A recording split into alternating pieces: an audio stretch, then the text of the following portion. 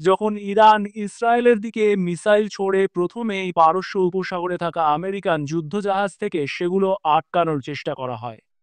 সেখান থেকে বেঁচে গেলে ইরাকের আমেরিকান ঘাঁটি থেকে ঠেকানোর চেষ্টা হয়। তারপর জর্ডানের আকাশে ঢুকলেই জর্ডানের এয়ার ডিফেন্স RF-35 যুদ্ধবিমান মিসাইলগুলোকে গুলি করে ফেলে। এছাড়া রেড সিতে থাকা আমেরিকান যুদ্ধজাহাজ থেকেও টার্গেট করা হয়।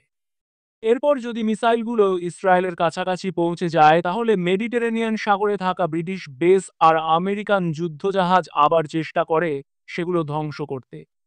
এই সব বাধা পেরিয়ে যদি কোনো মিসাইল ইসরায়েলে হিট করে, তাহলে সেটা ইরানের জন্য এক বিশাল সাফল্য।